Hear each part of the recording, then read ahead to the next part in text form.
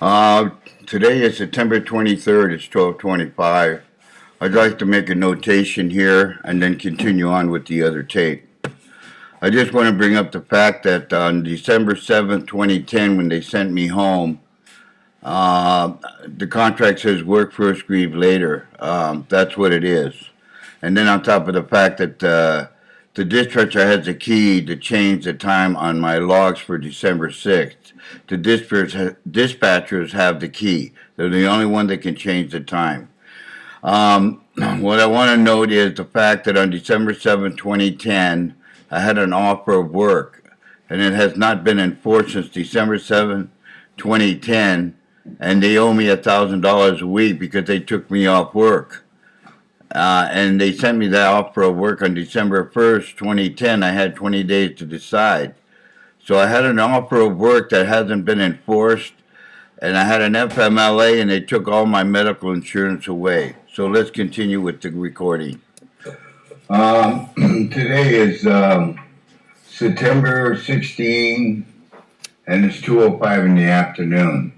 I'm going to make a recording here, and then I'm going to attach the other recording to it. I just want to know one thing, that I was hired in 2002. I worked 16 hours a day. And when I was hired, I was given a company policy handbook for OTR drivers at SAFEWAY. And I had a copy of the contract, of bargaining agreement with SAFEWAY and Local 439 Teamsters in Stockton, California. I didn't realize at the time when I started working there that they had a company time clock, which required you to clock in even though you were already on duty on an automatic onboard recording device, 395.15 and 395.16.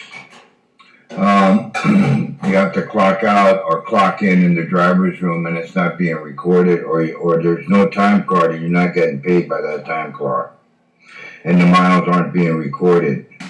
And you're not getting paid from the tractor to the time clock. So there's no time clock and you're not getting paid. And the miles or delay, whatever it is, it's not being recorded. And also you have to clock out from that time clock and take 10 hours off from that time clock in violation of the Department of Transportation. When you log out of your automatic onboard recording device, you're not to be detained from going home once you log out. But instead, they have you clock out on the driver's room on the company time clock. And even though you're in violation, it's not being recorded. And all the laws for 400 truck drivers, OTR, those that run out of hours, because they're onboard automatic recording device, the machine will tell you, driver, it's time to shut it down. Okay, your 14 hours are done. Okay, you're not to drive or anything after 14 hours. You got to pull the truck over and stop. Okay, sometimes you call in and say, I'm out of hours. They'll tell you drive as far as you can, and we'll pick you up with a pickup truck, and you drive the pickup truck back. Now, according to the Department of Transportation, you're not allowed to be around any company equipment whatsoever. When your time's up, you're not to be detained from going home. Okay, they pick you up, you drive the pickup back truck, you clock out on the company time clock. The miles aren't being recorded, and you're lying. You're lying because you're logged out of your truck, and there's no log to show that, and there's no log to show the miles that you drove from wherever you ran out of miles. So there's no record. So I just want to bring that up. And two, to change anything on the automatic onboard recording device for the tractor, you have to have a key. You have to have a key, and you're not allowed to change anything on that log, period, nothing. Your hands off. Okay, if there's a discrepancy or there's a violation, you're supposed to write it down in the remarks section of the logs to supervisor. Supposed to write it down on the remark section of the logs and correct it, and you're supposed to sign it that it's true and correct. Otherwise, that's it. You never see a log. I haven't seen a log in 10 years, other than I think one time I was rolled up because I pulled over and went to sleep. I was tired, and I got rolled up because if I didn't pull over, I could have made it in. So they wrote me up, made a log correction, I should say. Okay, so there's no way the onboard automatic recording device is tamper-proof. The driver doesn't have a key to change anything. There's no way you can. Now, recently they put up, or in September 18, 2009, they put up a document. I'm assuming it was Mike Sadler, safety manager, put up a document stating that if you clock in late on the driver's room, that's intent to falsify logs. Now, how can that be? I don't know, because the driver doesn't have a key, and the onboard automatic recording devices, you can't falsify. It's impossible. And the clock in the driver's room is not connected to the onboard automatic recording device for the fact that it doesn't bring out an algorithm sheet showing what you do minute by minute. And it doesn't produce logs. And it doesn't record change of duty status. It doesn't do anything. It doesn't record duty status. It doesn't show change of duty. It doesn't record the miles. It just doesn't do anything. And there's no time clock, so you don't get paid for that time clock on the driver's room. So I just want to make that clear for the fact that the dispatcher took his key on December 6, 2010. When I arrived from December 5th, my logs were perfect. I went home, my logs were perfect. Like I said before, the dispatcher on December 6, 2010, must have took his key and took the time from the time clock in the driver's room and changed the time on my logs on December 6, 2010. That's the only way it can be done. And I made a false accusation on December 7th. And he falsified on December 6, 2010, according to the Department of Transportation Regulation 395.16 and 395.15 and the interpretation. Now, when I was hired, I was instructed by company policy and the bargain agreement by SAFEWAY and Local 439 Teamsters that all OTR drivers will follow the Department of Transportation regulation. We're on duty to them for 24 hours a day. 24 hours a day. Okay, at the end of 60 hours, we got 36 hours off. And that's the company policy and the union contract. Okay, now they violated that on December 7th when they sent me home. They violated Article 25, 26, and all articles of the bargaining agreement between SAFEWAY and Local 439. They didn't respond within 10 days, and they didn't complete Step 1 and Step 2. Step 1 is null and void. Step 2 is final and binding. They didn't complete either one. And on December 25th, 2010, Mr. Nicewonger gave them 10 days to prove their accusation to be true and correct for December 6, 2010. They didn't do so. They didn't respond within 10 days with documents, photos, statements, etc. They didn't do anything. And the grievance was filed with the letterhead December 16th, but it was filed, a union received it on December 17, 2010. They received the grievance. And I should note on the left-hand side of the grievance, on the letterhead to SAFEWAY, nobody was notified, not even Julio Zamora, by registered mail or anything else. The letter was sent to the union email fax. Okay? And then the union responded by the discipline be denied to Julio Zamora. On December 17, the union responded, Mr. Nicewonger. Okay, and he gave him the 10 days. And they were supposed to set a date and time for a meeting or whatever it is. I guess they went around the Board of Adjustments, which I was allowed to have within 30 days of discharge, but the discharge or disciplinary matter was denied. Okay, so he set a date for January 11, 2011. I like to note that's 14 days. That's not within 10 days. December 25th, 2010, they didn't respond at all. They didn't respond within 10 days. They didn't respond within 20 days. They didn't respond, period, to prove their accusations. On December 17th, they didn't file agreements within 10 days, and nobody was notified of agreements was being filed, only Mr. Nicewanger. And it was email faxed. Okay, and I have a copy of the document. Okay, so we know that they violated everything in the contract for December 7th. They also violated an offer of work agreement agreed upon on 10/13/2010 that they would work me for 1 year. 1 year. I had to accept it or not. It was guaranteed for 1 year, and I had 20 days to decide.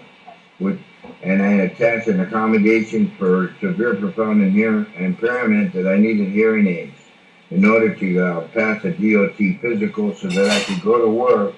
That was the offer of work that I received on December 1st, 2010. On December 3rd, 2010, I went to work. On December 7th, 2010, I was sent home. They didn't honor the FMLA, and they didn't honor the offer of work. It was a signed agreement, good for 1 year. They have to put me to work for 1 year. I'm guaranteed that 1 year. And they didn't do so. And they violated the FMLA. And they violated a substitute present during an interrogation for a disciplinary matter. He interrogated me, and there was no substitute present. Okay, and he knew what he was going to do before he did it, because he took his key and changed my logs on December 6, 2010. And that was the date that they filed the grievance, went back to December 6, 2010. And I was sitting at home on call because they didn't allow me to log out. So I've been on standby since December 7, 2010. And they violated all these contract, workman's comp, etc., on December 7, 2010. Okay, so he made false accusations that weren't true, and he's working and I'm not. And they didn't complete their agreement to allow me to work for 1 year, which they agreed upon, supported by a QME report saying that I can work. So that needs to be enforced. What else can I say? Well, I guess that's about it. Just remind everybody in court here that you need a key in order to change the time on the logs. You need to remember that, because that's why he sent me home, I'm assuming, because they never gave me anything in writing. They never said exactly why they were sending me home, other than Mike Sadler stating a fact that he was going to look into it. And I should note that he asked for my seniority and took my security badge, so I'm not allowed to go back on the property, even to see management to discuss the mistake or the misunderstanding. So there's no way I could get back there. So he took that and asked for seniority. I said no. Shop steward said it was a safety issue, and then had him escort me to the gate. And on the way down, I asked to log out because the dispatcher gave me a load. He took it back. I clocked in. I did everything I was supposed to do, but they wouldn't let me log out on the way out. Okay, so at that point, when he did that, I was unable to obtain employment. For one, because I have a severe, profound hearing impairment, I need hearing aids, and that was my accommodation. And two, I had an offer of work. And three, he made false accusations that I intended to falsify a document.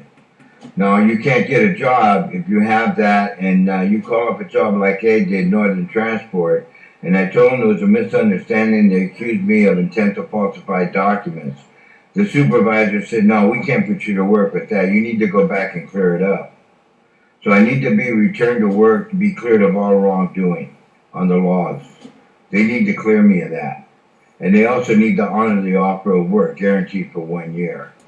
Okay, so they need to send me to Turlock and pick up my hearing aids, okay, or put the order in. It's going to take more than 1 day to get them. And then I'm going to go to Dr. Yip, who's been my doctor for 20 years or more. And he's going to give me the DOT physical, and then I'm going to report to work as soon as possible.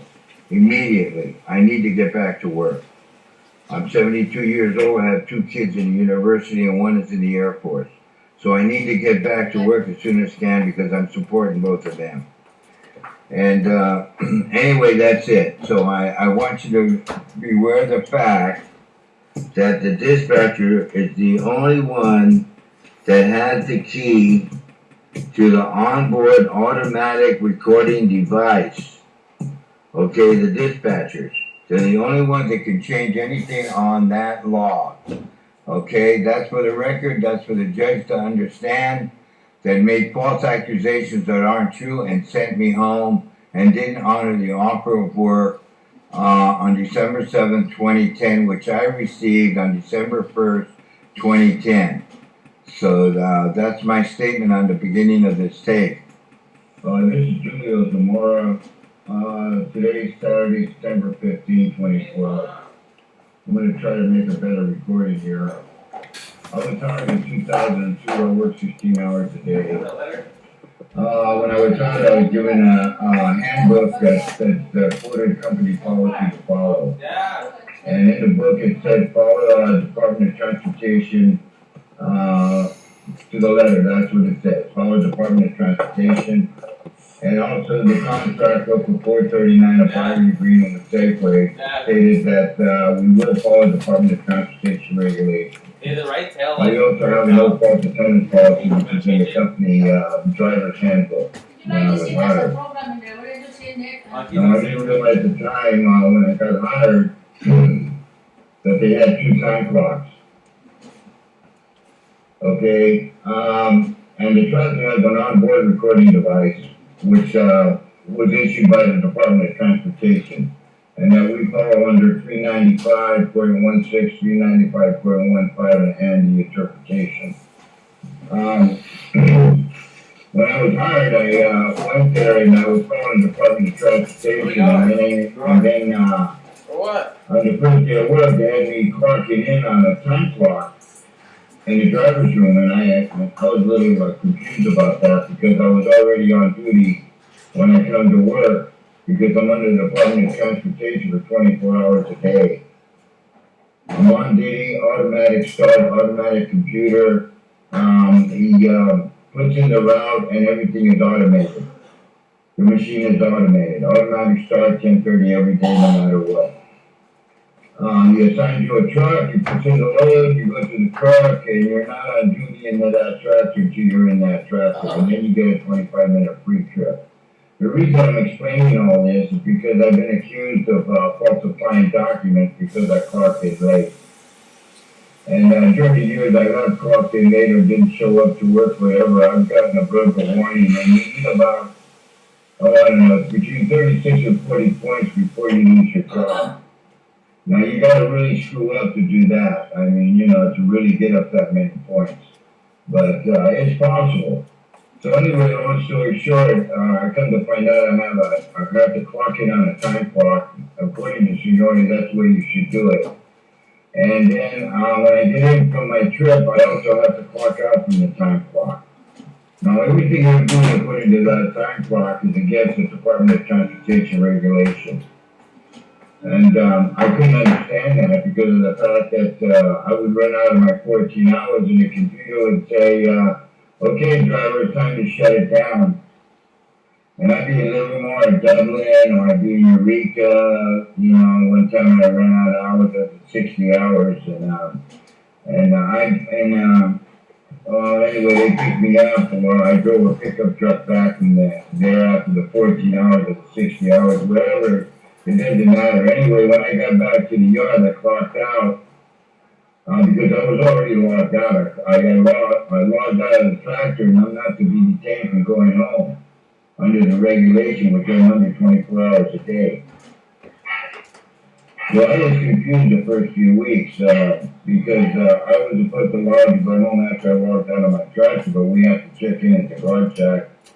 Then he tells us to put the truck away, we log out, and then we're required to clock out in the driver's room and take 10 hours from the clock in the driver's room. I didn't understand that either, but that's company policy. I just followed it. Okay? So I logged out of my truck and I clocked out in the room, and sometimes I was out over the 14 hours, as well as when they pick you up, you're in violation. Well, come to find out, it's not being recorded. The miles aren't being recorded, and I'm not getting paid. I don't have a time card from the clocking in on that time clock. Okay, I got an onboard recording device, automated, and no one, and it's tamper-proof. Okay, you can't alter the logs or touch the logs no matter what. No driver can do that. It's tamper-proof. Okay. Long story short, I realized I go, holy mackerel, I go, the amount of things being recorded, I'm not getting paid, and I don't have a time card because they only clocking in on a time clock, which has nothing to do with the automated recording device in the tractor. So, I didn't think nothing about it. I just let it go with all company policy and DOT regulations. So I was doing two things at once, which was okay with me, that's fine. You know, I was making money, I was doing the loads, I was happy with that. I mean, I had no complaints about it. So all this time, I've been undermining or kind of lying about my logs were telling lies and not telling the whole truth and recording all the information that it's prescribed to do because of the clock in the driver's room. It doesn't tell the onboard recording device what you're doing after you log out of the tractor. It's not being recorded. And the miles aren't being recorded and you're not getting paid because there's no time card. Okay, so the driver's not getting paid. I don't get paid. 7887. Zip code 93537. Today's Labor Day. On December 7/22. On their logs because when they're picked up someplace and they're out of hours, okay, and they get into Tracy and they clock out on that time clock, it's not recording the hours, and yet they're gonna mark down delay. But they're not driving, but they're driving, they're in violation, they're driving more than 11 hours. They show the pickup, but the pickup truck, something pickup truck back to Tracy. They're in violation, they're still driving, and it's not miles not being recorded. So I didn't think nothing about it, I just ignored it and did my job. Well, and I know myself for 50 years driving a truck, and you're under the Department of Transportation 24 hours a day. You don't want to fool around with some laws because that's your livelihood. So, but anyway, I didn't have much trouble in 10 years. I was getting a safety award from the company. And the latest one I got, I think, was in 2006 or 7 or 2000. I had one there. I think it was 2008 or 9 maybe. For no accidents and whatever it is. So anyway, I didn't have no problem. Then I got hurt one day. Actually, I was limping and I was going to go home and soak in the tub, but the dispatcher said, no, you get company policy, you got to go to the doctor, so I did. Blah, blah, blah. And that didn't work out too good. But we're talking about the time clock here. Okay, so that's about the story about the time clock. We got two time clocks. It's like double standard. One time clock you don't get paid, and the other one you get paid by the mile. Sometimes you get paid delayed, but not all the time. And also we're lying on the law. We are lying occasionally. We're not telling the whole truth, and we're not getting paid. And I haven't been paid for 10 years. So one day. I came in on December 6th, December 5th, 2010, December 6th, 2010, I came in, and I logged out, my logs were perfect. I just made it by 2 minutes logging out of my tractor on the onboard recording device.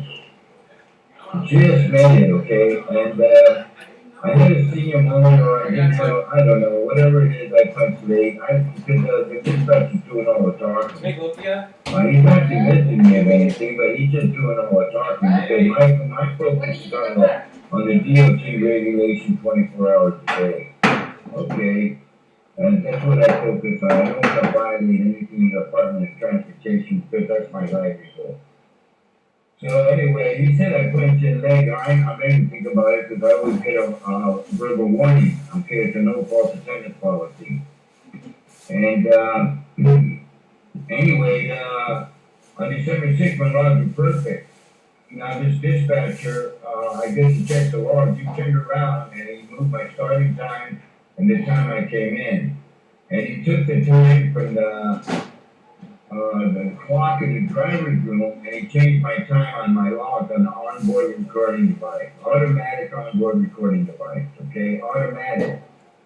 Okay, onboard recording device. He takes my time and he changes it, which is against 395 .16, I believe it is.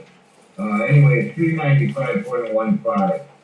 He violated the DOT regulation in doing so. He falsified my logs, and it appears to be intentional. But we won't know that until he comes to witness stand, until we get a supervisor on there, the safety manager, Mike Sadler, because he approved it. He approved that I intended to falsify logs by clocking in late. Now, I'm just a truck driver. I'm not the supervisor, but he needs to be put on the witness stand and asked what exactly is that time clock for? What does it do? What does it do? I mean, the guy doesn't have a time clock. It's not recording all the miles, and the guy hasn't been paid since 2002. So what's the purpose of the time clock, and why do I have to take 10 hours off from the company time clock when I'm instructed under the Department of Transportation? Okay, when I log out of that tracker automatic onboard recording device, I'm instructed to go home, and I'm not to be detained under the regulation 395.15. Now, I just follow company policy. But you need to put on the witness and ask why. Why, if the Department of Transportation, and I'm instructed under company policy and the bargaining agreement on Local 439 in Stockton, California, the Teamsters bargaining agreement, that I'm instructed to follow the Department of Transportation regulation. I'm instructed. That's also in the company policy when I was first hired. But that means that you're under the DOT regulation for 24 hours. You've got to do what they say to do. You've got to follow the Department of Transportation. If you're a Class 1 driver, you know that already. Okay? And they're running under a 395.15. Okay? So, anyway, my logs were perfect on December 6th. He took the time from the time clock and changed my time. He falsified my log on December 6th. On December 7th, I came into work. He gave me a trip. I clocked in. I did what I was supposed to do. And then I don't know if he took the load back before he started interrogating me or anything else, because most of the drivers already left. You got to go by seniority. So he's interrogating me, and there's no shock steward present. Now, he knows that I have a right to have a shock steward present, according to the Supreme Court decision in 1975 and an LRB board decision. And he denied me that right, to have a shock steward present. And I knew it was going to be a disciplinary matter because of December 6, 2010. So here I come in, he's interrogating me, and I have a right to have a shock steward present, so I feel I was denied that right. And he told me after he finished, and I disagreed with him because I'm not going to commit insubordination, not with these guys. No way I'm keeping my mouth shut, because I know what I'm doing. I've been driving a truck for 50 years. I know the regulation. But I'm not about to tell him his job. He's a supervisor. Okay, so I'm going to follow instructions. I don't want to lose my job. So, okay, he interrogated me, didn't have me a shock steward, and he's coming at me about I intended to falsify documents. And he assumed, or he said, or he knew that I clocked in at 11:15. Now, I agreed with whatever he said. So whatever he said, I agreed to. So, whatever is written down, I guess that's how it is, because I'm not committed insubordination. Okay, so you can say I was coerced. Okay, you can say that, because the shock steward wasn't present. And whether he wants to admit it or not about my hearing problem, that's up to him. Okay, but the company was notified in 2008 or 2009 about my severe profound hearing impairment. Or at least they were informed that I needed hearing aids, that I have a hearing impairment. Okay, so they knew I'm hard of hearing. So if he wants to admit it or not, that's upon his shoulder, not mine. And so he told me to sit down after he finished that the shop steward was on his way. Now, I didn't see him pick up a phone, so I don't know. That's up, he needs to be asked. So long story short, he accused me of falsification because I punched in late. Now, I didn't notice until January 11, 2011, or January 10, 2011, when I had a meeting with Mr. Neiswanger. The first meeting I had with him, when he tried to hand me some documents that were incomplete and didn't tell the whole truth and nothing but the truth, regarding the falsified documents or whatever it is. He kept saying, you had 10 hours off, you had 10 hours off. And I kept saying, I know I had 10 hours off. I don't have a problem with that, and I didn't really look at the document. I didn't want to, because I read the guy's statement. It wasn't complete. He didn't tell the whole truth. So I wasn't accepting anything he had to offer. In fact, we had a hearing the next day at Tracy Distribution Center in Tracy, California, on January 11, 2011, that was set by James Williams, the transportation manager. And I didn't have any documents when I went to this hearing. I didn't even know what the hell was going on. Okay? I just wasn't accepting anything that wasn't true, and a matter of fact, because they were supposed to prove or present documents, photos, or whatever on December 25th, 2010, and they didn't do it. Okay? And on December 17th, Mike Sadler, the safety manager, filed a grievance. Okay? And he's supposed to file it within 10 days. Well, the letter was dated December 16, 2010, but the union was stamped, received December 17, 2010. And on the left-hand side, he was supposed to send copies to all these people, including myself, registered mail. But no, he emailed faxed it.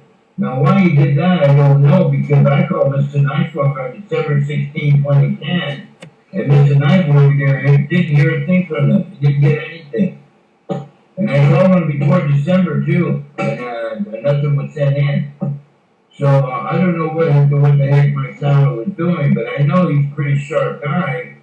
And why he left all the names off on the left-hand side, I mean, he didn't inform anybody that he was filing a grievance. That's my point.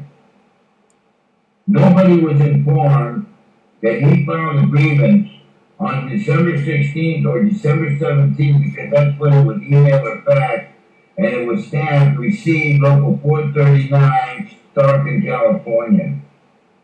Stamped, local 439, received. Okay? Now, that's not within 10 days, and they didn't meet step 1 and step 2 of the contract. It was null and void, final and binding. If you missed step 1, it was null and void. If you missed step 2, it was final and binding. That's how it goes. 1 and 2. Okay? He missed 1. It wasn't within 10 days. Okay? He missed 1 by sending me home and not giving me anything in writing.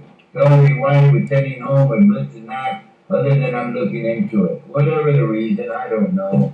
The fact is, you sent me home, you violated the offer of work in FMLA, work for a street later. They violated Article 25, 26, and all articles of the bargaining agreement between SAFEWAY and Local 439 Teamsters in Stockton, California. That's the bottom line. Okay?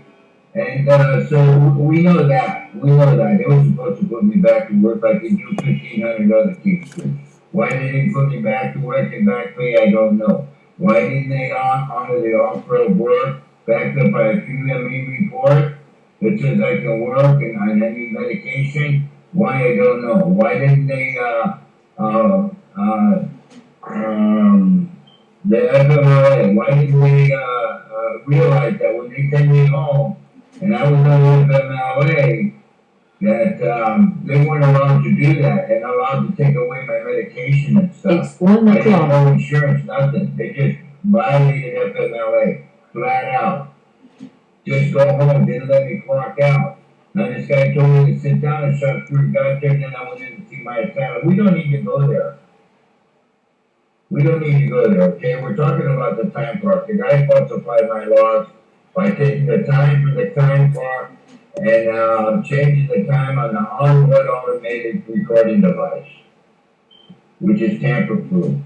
We violated the Department of Transportation.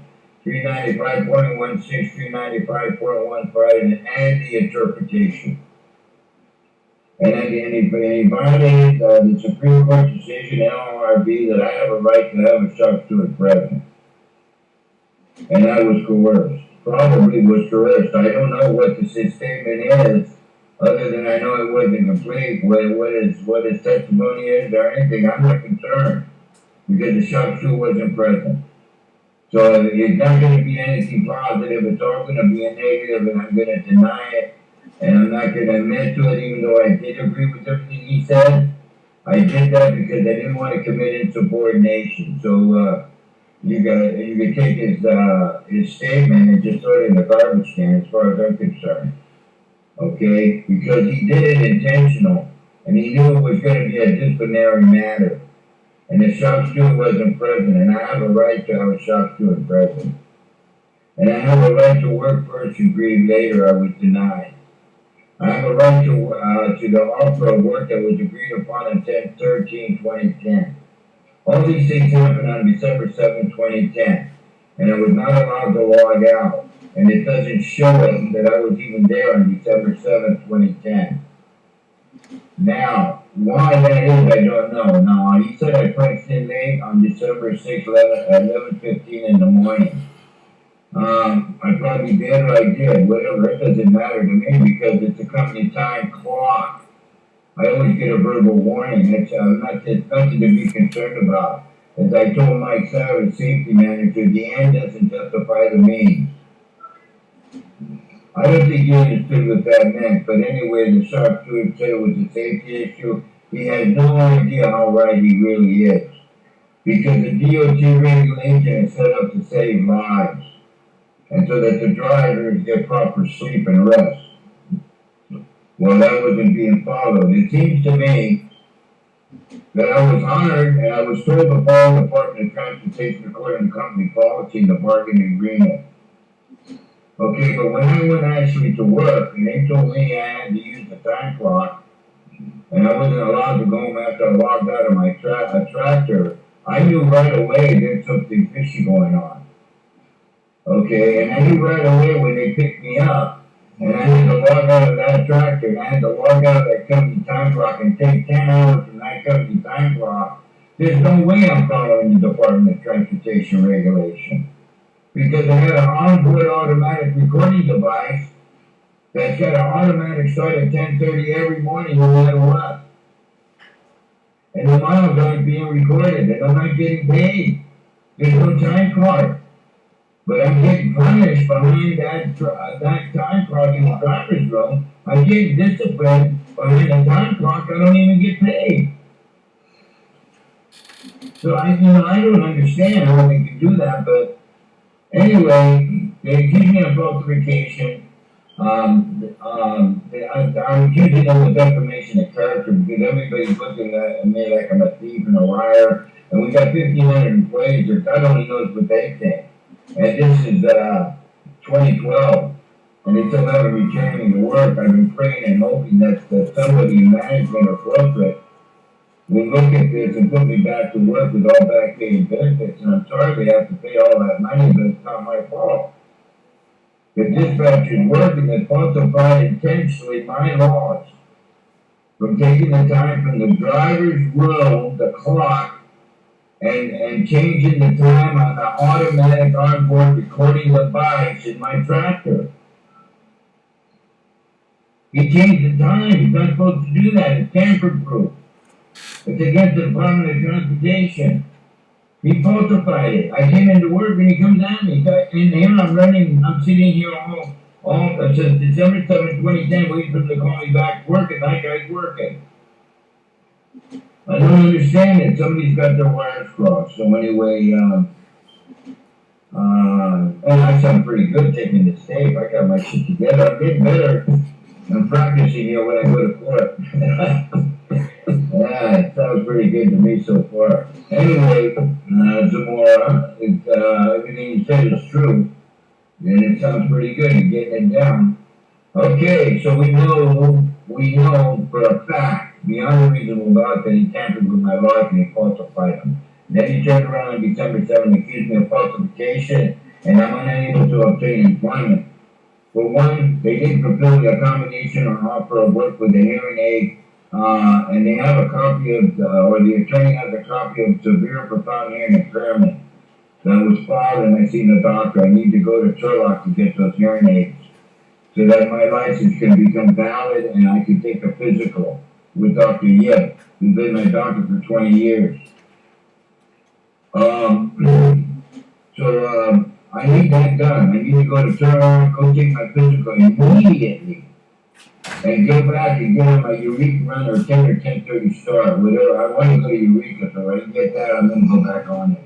Because I didn't have any trouble on that run, other than the fact that when on the way back, I know they didn't like it because they're following me all the time, 24 hours a day, man. I mean, you go to the toilet, you don't know if somebody's peeking over or looking at you, I don't know.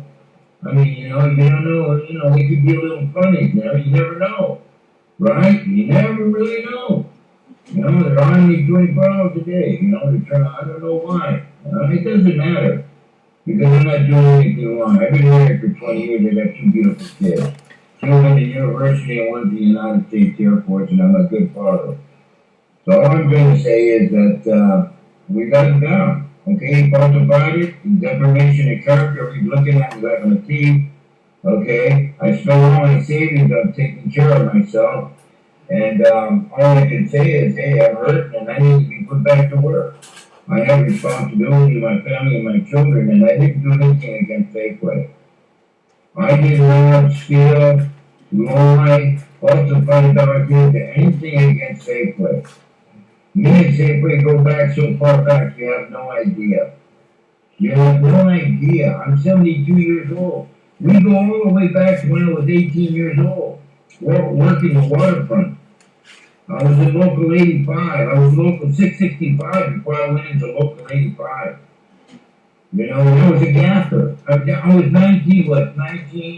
18 years old. I was a gaffer. I was good at what I did. I was a young kid. I was doing good.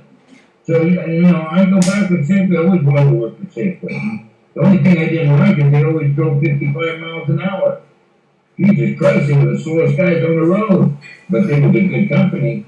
So anyway, long story short, I'm getting somewhere. Okay, we know he falsified the documents. They need to be putting me back to work because they didn't respond within 10 days. Like they do 1,500 other teamsters. And they violated workman's comp, they violated the contract, defamation of character. They need to pay me 14 hours a day, anything over 8 hours is time and a half. Because under the contract, anybody that works before you get paid for that day. And it's a 24-hour operation, 7 days a week. So 7 days a week, there's somebody working before me and they shouldn't be. So I should get paid. Well, the reason is that I'm not driving the truck. I'm not getting paid by the mile. I'm getting paid by the hour. So everybody that works 7 days a week before me, I get paid 14 hours a day. And I don't know what I'm going to do about the back. Since 2002, I haven't been paid breaks, lunch, rest period, second lunch. I would file a class action suit. It's 10 years later. I don't know what happened to it. I never got notified of anything other than we're probably looking into it or something like that. I feel like I'm being stalled. I don't know where the money is, but I haven't got paid for $10,000 since 2002, and I don't know. Maybe I have to bring that issue up. Maybe I can get my money with the state or with workman's comp. But I haven't been paid. I haven't been paid the difference amount from the time clock. I haven't been paid from the tractor to the time clock because we don't have no time card. We don't have a time card. We're on duty, we come to work, we're waiting for dispatch. We're still off duty or on duty. It doesn't really matter because we have an onboard automated recording device. It's automated. You don't even have to punch it in. As soon as you start rolling out of that yard, that computer will automatically put you on driving. Because it's automated. Everything is automated. That's why I don't understand this guy, Because all you bunch in on the company time clock out going, hey, what's he talking about? That's why I can't talk back to him. He's not listening. You know, he don't want to listen. The guy's all hostile, waving his hands. I got it. Well, fine. Whatever. I'm keeping my mouth shut. That's a wise decision, the best thing I can do in a situation like that. I mean, he's not allowing me to shop steward, so you know, they gotta put me back to work. My rights have been violated from A to Z, okay? And on top of that, they didn't pay me for December 7th. Not only did I get paid from 2002 all the way up, but I didn't even get paid for December 7th, 2010 when they said no. So I don't know how you can say I put it late when they didn't record December 7th. I don't understand that one either, unless they just don't want to pay me. That's always a possibility. I think there was a lot of drivers in that room. They know I was there and I was clocked in, logged in. I was sitting right there. And they asked me, are you going to get paid? And I go, well, I hope so. You know, I should be out doing my loads. But no, they have me sitting here waiting for a shop steward. And I sat there for a long time, trust me. I was there at 10:30, I didn't leave until 1:30, maybe 2 in the afternoon. And they owe me a day's pay. They haven't paid me. Okay, we're guaranteed a day's pay. If we come in, and we were there 4 hours or better, or 2 or 3 hours, or whatever it is, they gotta pay us a day's pay or the first 4 hours. I don't know how it goes. I forgot about that. So, they didn't pay me from December 7th. They don't even show me there. So there's a problem. They didn't put me back to work. And James Williams, the transportation manager, and myself, the safety manager, knows all this, that they supposed to return me to work because he didn't file it within 10 days. Step 1, null and void. Step 2, final and binding. And they had 10 days to prove their case. Establish a fact beyond a reasonable doubt that I falsified or I intended to falsify my laws on an automated onboard recording device. I don't know how many people I can do that. I don't have the key. The supervisory personnel is the only one that has the key that can change the time from the company driver's room time clock to the onboard recording device in the tractor. You gotta have a key. So, that he's guilty beyond a reasonable doubt because that's how it reads on 395.16 and 395.15, which I will present at the hearing. So, they need to put me back to work. And they need to pay me all that money. I'm not going to snivel here because I'm basically not a sniveler. But I do cry a little bit once in a while. You know, I'm not 100% man with that guy, but I have my moments. So anyway, I'm going to listen to my recording and see how I sound. But I need to be returned to work, okay? And when I do get back to return, if for some reason or another I get back to work before I go to court or hearing anything else, I'm keeping my mouth shut. And I'm saying this on my computer because I'm going to listen to it and remind myself to burn everything. Just keep your mouth shut and be thankful you're back working. For whatever reason, justice is a little slow. Okay? That's what I told my son. It's a little slow sometimes. It takes time for people to get their act together and realize that you're innocent beyond a reasonable doubt. And that, you know what? It's always best to do the right thing. Okay? No need to be apologetic. Okay? That's not necessary. What's necessary is to do the right thing and feel good about doing it. So that you can leave everything behind and get on with your life. And that's how I look at it. So, I hope to God I don't have to say all this stuff because I'm practicing for a year now. And boy, if you would have heard me in the beginning, Jesus Christ, it sounded like some kind of monster movie, you know. But I'm getting better. So anyway, I'm talking to myself, I'm going to hear my tape. And I'm going to tell myself that I hope I get back to work before it goes to court, because I don't want to say this in court, but I'm forced to do so. And I'm not a man with a big mouth, okay? I mean, I'm going to feel uncomfortable, and I'm going to have a bad taste in my mouth.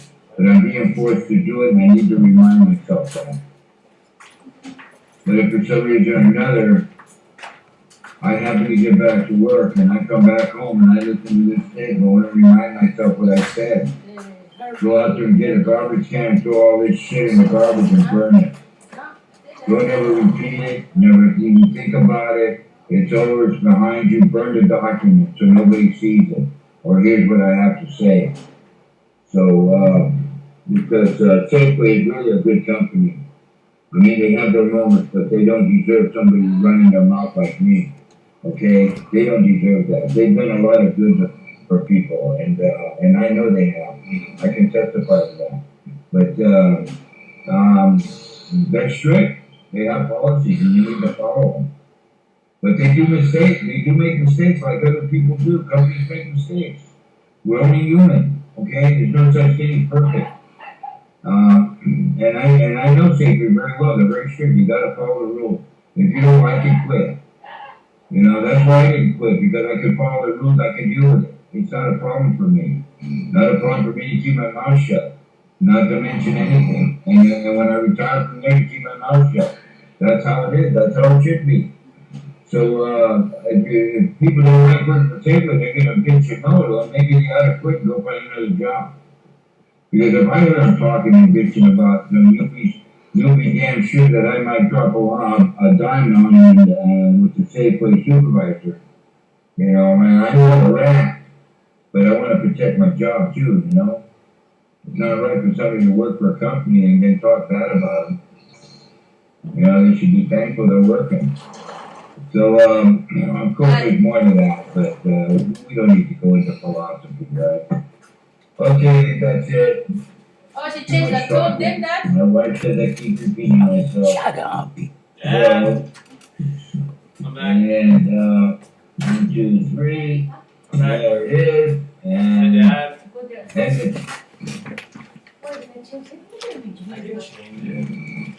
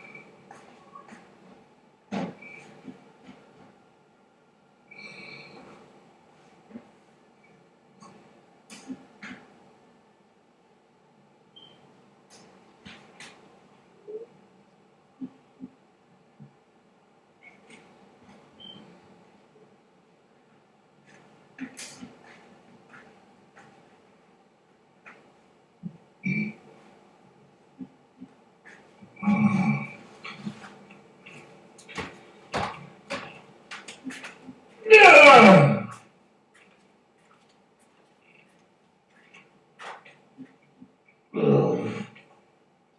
Oh, man.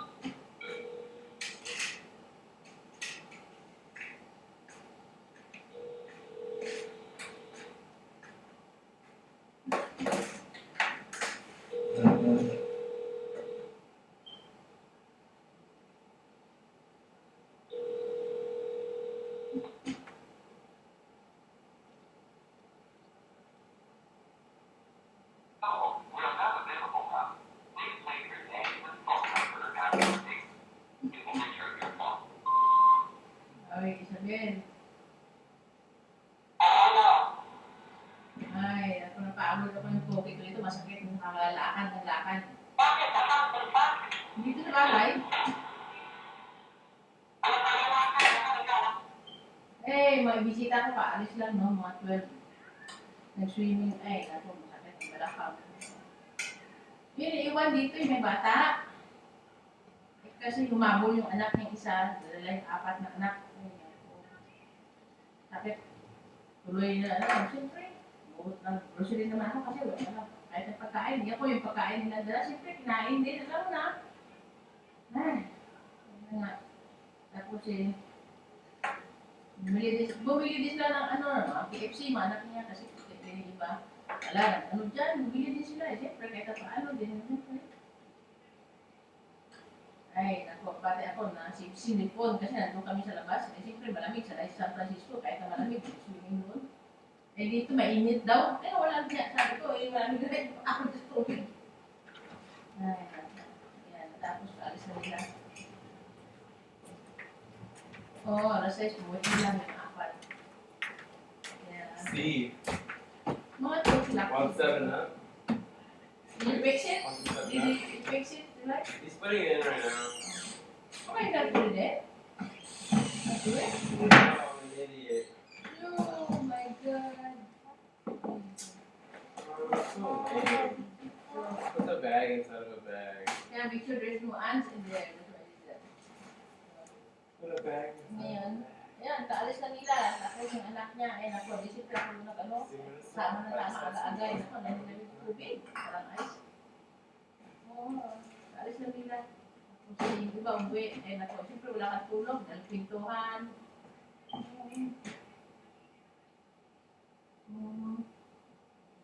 Oo.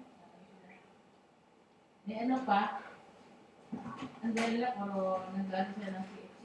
4. Oh, I think I remember everything last Oo, time. ayun. Naubos I na get yung kunting na sila. it's on you. First time ever in my life I get to show you how to do something and you walk off. Right. Because I wanted to show you how to do it right.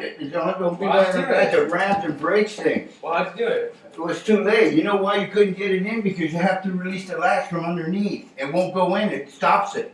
And you would have crammed it in there and broke the I latch. wouldn't have crammed it in there. Well, I don't know if you would. But it's done already. You don't need to go Okay, out there. Daddy, they go to school for that. Learn. Dito tayo na go to school? If you can do the person I'm gonna go, I don't know when, I guess it's gonna next start. month. I think in January, they told me though, cause, Not you cannot get in like, some school they open at the end of the month, September. yeah, well, they told him something like, cause it was like late or whatever, but I guess because, It's late. but I guess that they'll like take him anyway because he was gone, to the Air Force, but, he has to go see, they might, cause some classes they have that they start in October, but they're double the hours, so he might be able to do those classes maybe. This is gonna be like people, Yeah, I think he might be able to. a lot of you got 3 more months to go. 4 more months. So what's your school over there? Yeah.